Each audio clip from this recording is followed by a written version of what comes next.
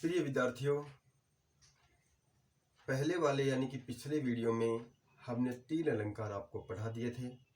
हमारी कक्षा 12 अनिवार्य हिंदी में हमारे 9 अलंकार सिलेबस में हैं। अभी तक हमने टोटल 4 अलंकार पढ़ लिए हैं। आज के इस वीडियो में हम 3 अलंकार और पढ़ेंगे। हमारा आज का पहला अलंकार है उत्प्रेक्षा अलंकार। उत्प्रेक्षा अलंकार में क्या होता है कि जो उपमान होता है उसकी उपमेय में संभावना व्यक्त की जाती है। उपमान की उपमेय में संभावना व्यक्त की जाती है। मैंने आपको पहले वाले वीडियो में बता दिया था कि उपमान वो होता है जिससे हम तुलना करते हैं किसकी, और उपमेय जिसकी तुलना करते हैं। तो यहाँ पर जिससे हम तुलना करना चाहते हैं उसी की संभावना व्यक्त करते हैं उसमें जिसकी हम तुलना करते हैं, यानी कि उपमान की संभावना उपमेय में व्यक्त करते हैं। देखिए, पिछले वीडियो में हमने देखा था कि उपमा अलंकार वह होता है जिसमें दो वस्तुओं को समान बताया जाता है सा से श्री श्री आदि वाचक शब्दों के द्वारा। और रूपक अलंकार के बारे में हमने बताया था कि दो विशेष वस्तुओं को या दो व्यक्तियों को या वस्तुओं को एक ही मान लेते हैं, रूपक अलंकार हो जाता है। लेकिन हम यहाँ पर थोड़ा सा अंतर देखेंगे। यहाँ पर वस्तुओं की संभावना आपस में व्यक्त की जाती है समानता के तौर पर। जैसे मैं बोलूं कि तुम तो चंद्रमा के समान सुंदर हो, तुम तो चंद्रमा के समान सुंदर हो, तो यहाँ पर मैंने के समान शब्द का प्रयोग किया। कौन सा अलंकार होगा? पिछले में बताया था मैंने आपको, उपमा अलंकार होगा। कौन सा होगा? उपमा अलंकार होगा।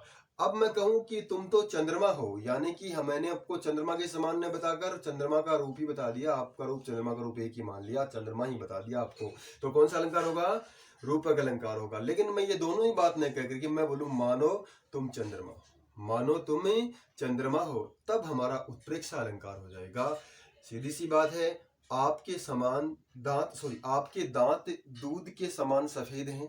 उपमा, आपके मुख में जो दूध है, यानी कि यहाँ पर दांत यानी रूप दांत को किसका रूप मान लिया? रूपक का मान लिया, यानी कि रूपक अलंकार यहाँ पर हो जाएगा। मैं बोलूं आपके दांत मानो दूध हो, तो वहां पर कौन सा अलंकार होगा?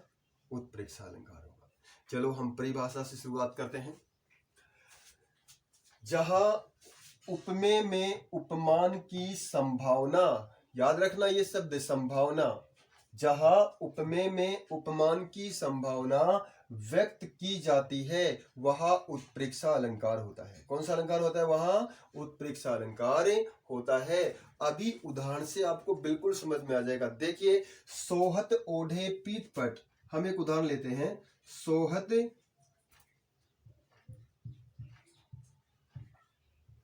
ओढ़े पीत पट,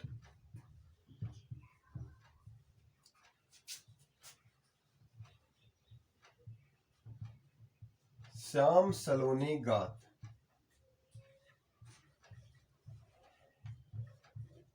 श्याम सलोने गात मनो नीलमणि शैल पर, मनो नीलमणि शैल पर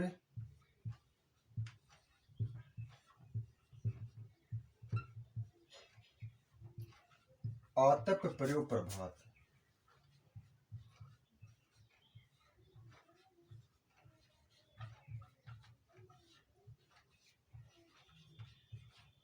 मनो नीलमणि शैल पर आतप पर्यो प्रभात।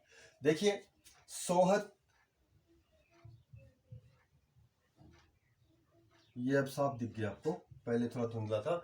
सोहत ओढ़े यानी कि सुंदर लग रहे हैं, ओढ़कर यानी कि पहनकर, पीत पीले, पट का मतलब वस्त्र। कौन? श्याम जो कृष्ण है, सांवले गात शरीर पर, यानी कि श्री कृष्ण जो है अपने सांवले शरीर पर, श्री कृष्ण जो है अपने सांवले शरीर पर शोभायमान हो रहे हैं पीले वस्त्र पहनकर। कैसे पहन करके?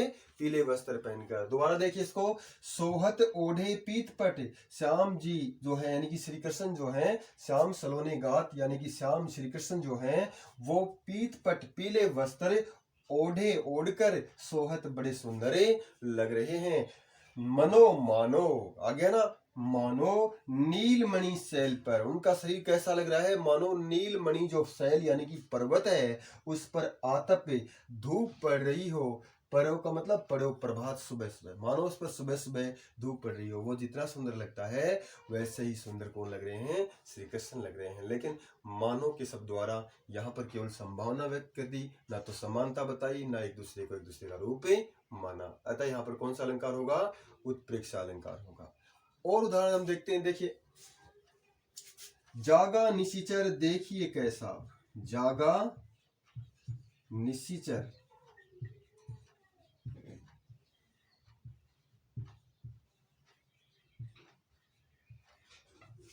देखिए कैसा, मानहु कालू देह धरी जैसा, कालू देह धरी वैसा। कुंभकर्ण रावण का जो भाई था, जब उसको जगाया गया राम से युद्ध करने के लिए, तो तुलसीदास जी कहते हैं कि जागा निशिचर, जागा हुआ वह कुंभकर्ण राक्षस जो है, निशिचर का मतलब क्या होता है? राक्षस। देखिए, देखने में कैसा लगता था, कैसा लगता था? मानहु मानो, कालू मौत, देह धरी शरीर धारण करके आ गई हो वैसा लग रहा था। यहाँ पर कुंभकर्ण की मौत से तुलना नहीं की, मौत का रूप नहीं माना, मानो शब्द के द्वारा, मानहु यानी कि मानो शब्द के द्वारा उसको मौत के जब शरीर धारण कर लेती है उसके रूप के जैसा बताया गया है। और कहा गया है कि जागा हुआ कुंभकर्ण राक्षस कैसा लगता था? मानो मौत जो है वो स्वयं शरीर धारण करके आ गई हो। अतः यहाँ पर कौन सा अलंकार होगा? उत्प्रेक्षा अलंकार होगा। याद रखिए, उत्प्रेक्षा अलंकार के कुछ वाचक शब्द हैं, जीवे वाचक शब्द हैं, जनु, मनु, जानो, मानो, जनहु मनहु, जनहु मनहु। ये शब्द जहां भी आएंगे वहां उत्प्रेक्षा अलंकार होगा। याद रख लेना, इन शब्दों को याद कर लेना पूरी तरह। जनु, मनु, जानो, मानो, जनहु, मनहु, ये शब्द जहां भी आएंगे वहां उत्प्रेक्षा अलंकार होगा। कौन सा अलंकार होगा? उत्प्रेक्षा अलंकार होगा। यहाँ पर देखो मनो शब्द आया है, जनो मानो, और यहाँ पर मानहु शब्द आया है। ये शब्द जहां भी आएंगे वहां कौन सा अलंकार होगा? उत्प्रेक्षा अलंकार होगा। एक उदाहरण आप और भी देख सकते हैं, देखिए, तुम्हें तो जनु कालू हाकु लावा, तुम्हें तो जनु कालू हाकी लावा,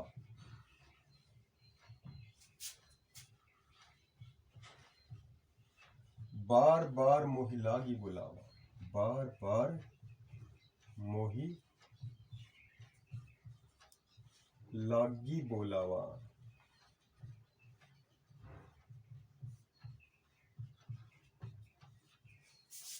प्रिय विद्यार्थियों, जब लक्ष्मण और परशुराम का आपस में संवाद चल रहा था धनुष तोड़ने के बाद, तब दोनों एक दूसरे पर क्रोध कर रहे थे।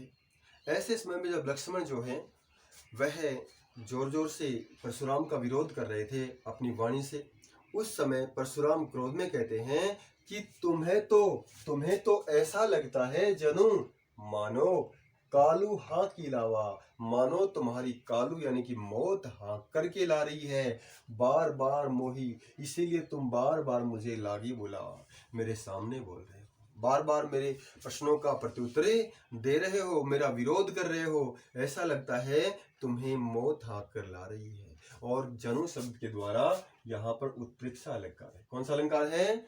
उत्प्रेक्षा अलंकार है। देखिए, जनु शब्द इसके वाचक शब्दों में आता है, जहां पर ये शब्द होंगे वहां कौन सा अलंकार होगा?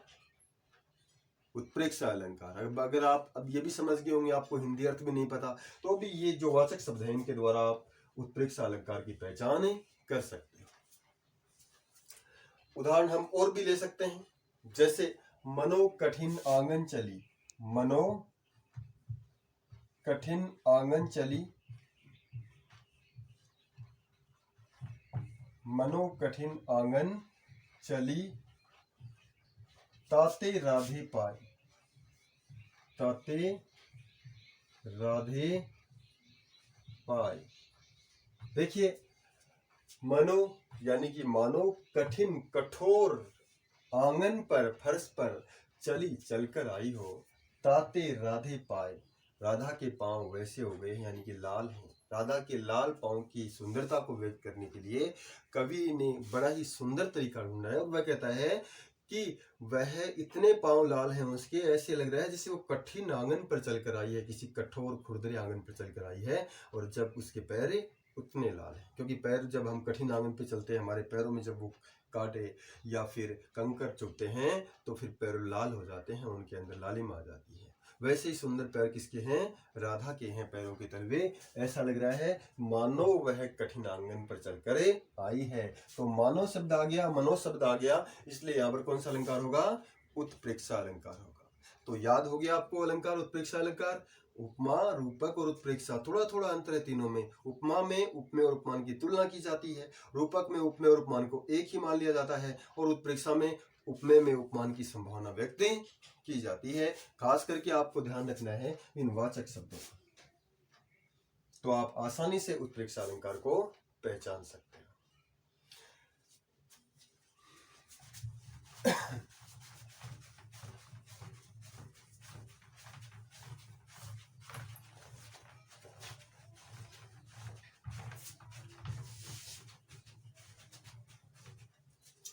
अगला हमारा सिलेबस में, हमारे कक्षा 12 के सिलेबस में अगला जो अलंकार है वो यहाँ पर है उदाहरण अलंकार। उदाहरण अलंकार हमारे कबीर, रैदास, तुलसी, इनके दोहों में बहुत ज़्यादा बार इसका प्रयोग किया गया है। रहीम के दोहों में भी इसका प्रयोग बहुत ज़्यादा किया गया है, इसलिए हम उदाहरण अलंकार को आज समझते हैं। यानी कि जहाँ कोई बात कह दें हम, और फिर उस बात को और भी ज़्यादा प्रमाणित करने के लिए हम कोई उदाहरण दें उसी से मिलता जुलता। साहित्य में जब ऐसा होता है तो वह उदाहरण अलंकार होता है। जहाँ हम कोई बात कह दें अपनी, और बात कहने के बाद उस बात को पुष्टि देने के लिए, उस बात को और भी ज़्यादा प्रमाणित करने के लिए हम जब कोई बात कह देते हैं, वह उदाहरण दे देते हैं, तो वहाँ पर उदाहरण अलंकार होता है। अब जैसे मैं इसकी परिभाषा लिखता हूँ, काव्य में जहाँ कोई बात कहकर, काव्य में जहाँ कोई बात कहकर, काव्य में जब कोई बात कहकर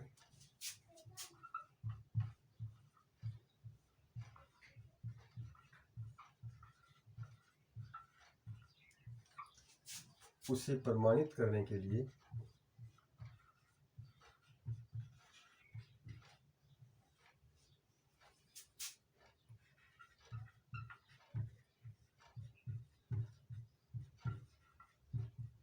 उसी से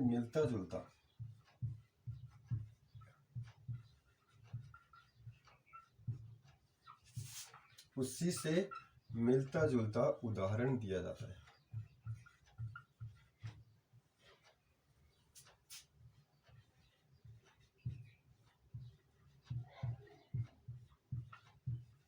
वहां उदाहरण अलंकार होता है। कौन सा अलंकार होता है? वहां उदाहरण अलंकार होता है।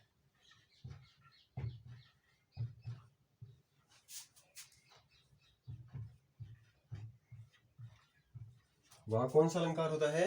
उदाहरण अलंकार होता है। और इससे इस उदाहरण को वाचक, उपमावाचक शब्दों के द्वारा प्रस्तुत किया जाता है। ध्यान रखना, इस उदाहरण को उपमा अलंकार के वाचक शब्द जैसे जो, मिस आदि के द्वारा व्यक्त किया जाता है।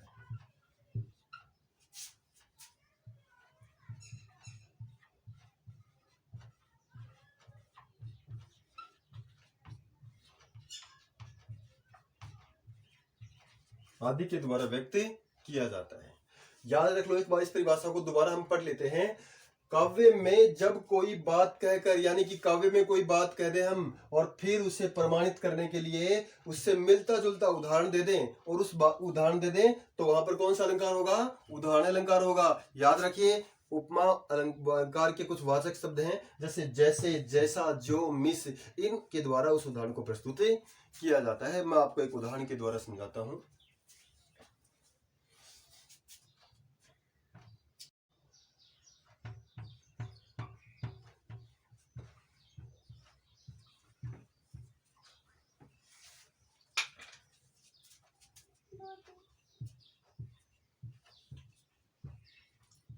ओसर बीते जतन करी नहीं उचित यह काम, नहीं उचित यह काम। ओसर बीते जतन करी नहीं उचित यह काम, जो पानी के बही गए, जो पानी के बही गए,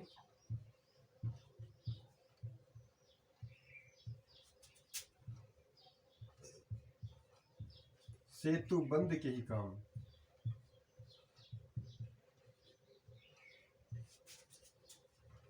के ही काम।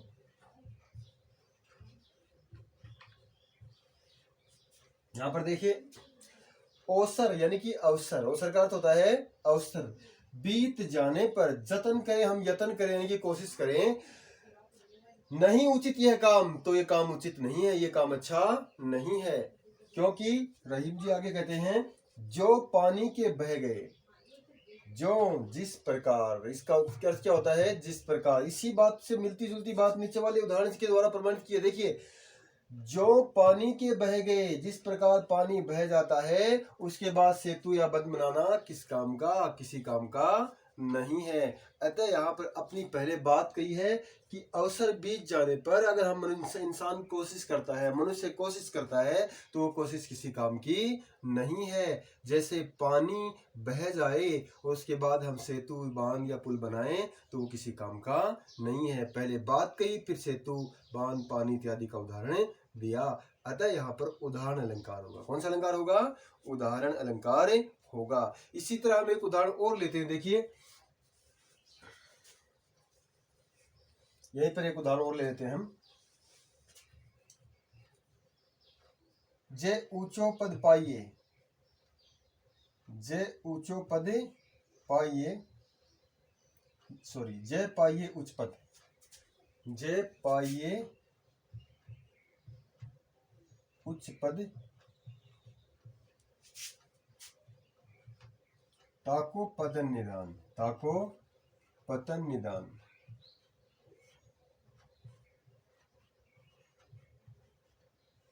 जय नहीं, जो होगा, सॉरी, ये जो होगा। जो पाइए उच्च पद, जो पाइए उच्च पद, ताको पतन निदान। जो मध्याह्ने तपी तपी, जो मध्याह्ने तपी तपी, अस्त होत है भान, अस्त होत है भान। देखिए यहां पर, जो पाइए उच्च पद, ताको पतन निधान। जो ऊंचा पद प्राप्त करता है, एक दिन उसका पतन जरूर होता है। यह नहीं है कि मनुष्य हमेशा ऊंचा बना रहेगा, उस पद पर बना रहेगा। एक दिन उस पद से उसको वह पद खोना ही पड़ता है। जो मध्याह्न तपी तपी, जिस प्रकार मध्याह्न में, दोपहर में तप तप कर सूर्य काफी ऊंचाई पर चला जाता है, लेकिन अस्त होता है भान, उसे भी अस्त होना पड़ता है। पहले तो बात कही है कि इंसान जितना ऊंचा पद प्राप्त करता है, एक दिन उस पद को छोड़ना ही पड़ता है, नई पीढ़ी को वो पद देना पड़ता है। जिस पर फिर उदाहरण दिया चंद्र सूर्य के द्वारा, कह रहा है सूर्य तपता तपता तपता दोपहर में, मध्याह्न में, बीच में आ जाता है, और इस स्थिति में वह काफी ऊंचाई पर होता है, लेकिन उसे भी अस्त होना पड़ता है, उसे भी अस्त होना पड़ता है। तो जहां पर भी ऐसा हो, वहां पर कौन सा अलंकार होगा? उदाहरण अलंकार होगा। पहले बात कही जाएगी और फिर उदाहरण के द्वारा उसे स्पष्ट किया जाएगा। आगे का हम उदाहरण अपना जो अलंकार है वो लेते हैं। देखिए, हमारे पास थोड़ा वीडियो बड़ा बन जाता है, इसलिए हम वीडियो को छोटा करने के लिए आपको एक एक दो दो उदाहरण ही बता रहे हैं। अगला उदाहरण हम लेंगे, मानवीकरण अलंकार। कौन सा अलंकार है? मानवीकरण अलंकार। मानवीकरण अलंकार होता क्या है विद्यार्थियों? देखिए, मानवीकरण यानी कि मनुष्य के द्वारा किए जाने वाले जितनी भी क्रियाकलाप हैं, जितनी भी चेष्टाएं हैं, जितने भी कार्य हैं, वो अगर जड़ प्रकृति के द्वारा करता हुआ दिखाया जाए तो वहां पर मानवीकरण अलंकार होगा। जैसे मनुष्य हंसता है और प्रकृति को हंसता हुआ बताया जाए, जैसे फूल हंसे कलियां मुस्काई। फूल हंस नहीं सकते और कलियां कभी मुस्कुरा नहीं सकती। यहाँ पर केवल कवि ने कल्पना की है कि फूल हंसे कलियां मुस्काई, और मनुष्य ये काम करता है, हंसना मुस्कुराना ये किसका काम है? मनुष्य का। इसलिए यहाँ फूलों को हंसते हुए यानी कि प्रकृति को हंसते हुए दिखाया गया है। फिर इसलिए यहाँ पर कौन सा अलंकार होगा? मानवीकरण अलंकार होगा। इसी प्रकार पत्थरों ने गीत गाए, हवा ने बजाया साज। क्या पत्थर गीत गा सकते हैं? नहीं गा सकते। क्या हवा साज बजा सकती है?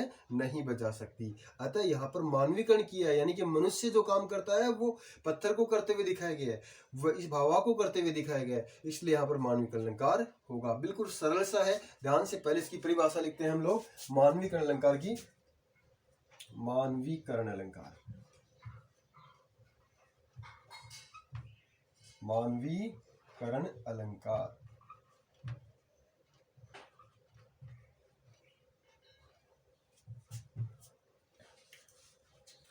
देखिए इसकी परिभाषा लिखते हैं। काव्य में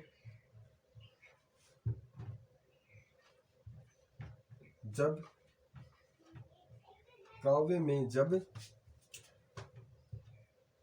जड़ यानी कि प्रकृति को ऐसे कार्य करते दिखाया जाता है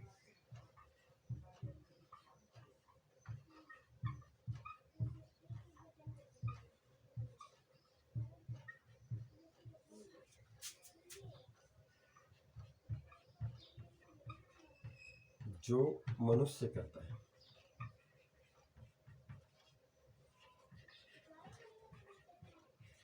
जो मनुष्य करता है। तो वह क्या, कौन सा अलंकार होगा? वहां पर ही मानविक अलंकार होगा। दूसरे शब्दों में हम इसी बात को ऐसे भी कह सकते हैं कि मानवीय चेष्टाओं को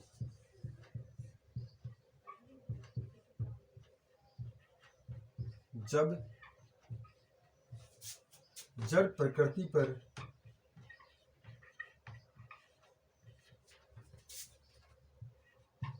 आरोपित किया जाता है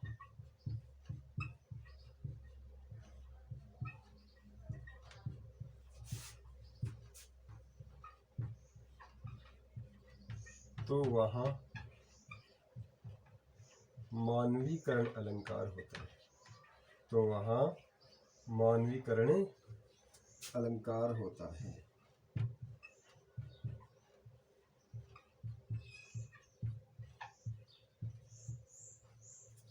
यह है इसकी परिभाषा कि मनुष्य जो काम करेगा वो अगर प्रकृति को करते हुए दिखाया जाएगा काव्य में, तो वहां काव्य में कौन सा अलंकार होगा? मानवीकरण अलंकार होगा। यानी कि मनुष्य की जो चेष्टाएं हैं, मनुष्य की जो क्रियाकलाप हैं, उनका आरोप अगर प्रकृति पर कर दिया जाए तो वहां मानवीकरण अलंकार होगा। एक उदाहरण लेते हैं, देखिए जैसे पत्थरों ने गीत गाया, पत्थरों ने गीत गाया, हवा ने बजाया साज,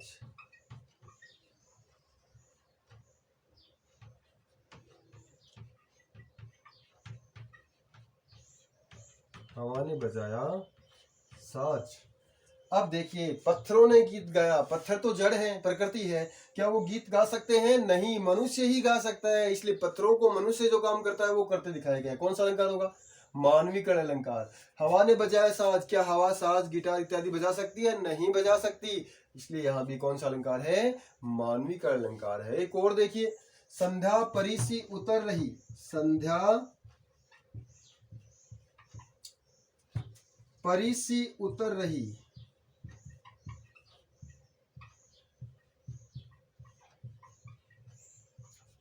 बिल्कुल सही है। संध्या परी सी उतर रही। क्या संध्या यानी कि शाम का समय अपने आप उतर सकता है क्या? कभी वो उतर चढ़ता है क्या? नहीं चढ़ता। ये भी उतरना चढ़ना उछलना कूदना ये मनुष्य के क्रियाकलाप हैं। और शाम के समय को यानी कि एक निश्चित जो अवधि है, एक समय का एक भाग है संध्या, शाम, उसी को उतरता हुआ बता रहा है। इसलिए यहाँ भी कौन सा अलंकार होगा? मानवीकरण अलंकार होगा। आप कहेंगे सर यहाँ पर सी शब्द आया है, उपमा अलंकार में आते हैं। बिल्कुल, यहाँ उपमा अलंकार भी है, उपमा अलंकार भी यहाँ पर है, लेकिन मानवीय अलंकार भी है। एक से अधिक अलंकार एक पंक्ति में हो सकते हैं। आगे देखिए नंबर 3 पर और देखिए उदाहरण आप, जैसे फूल हंसे कलियां मुस्काई। फूल हंसे कलियां मुस्काई।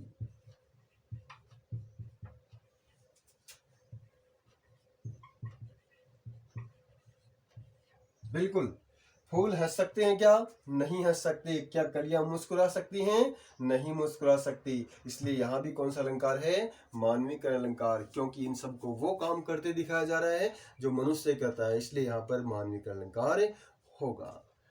हमारा आज का वीडियो बस इतना ही। कल के वीडियो में हम विरोधाभास अलंकार और बाकी जो बचे अलंकार हैं उनका वर्णन करेंगे। जय सिया राम। मेरा ये चैनल सब्सक्राइब जरूर करना।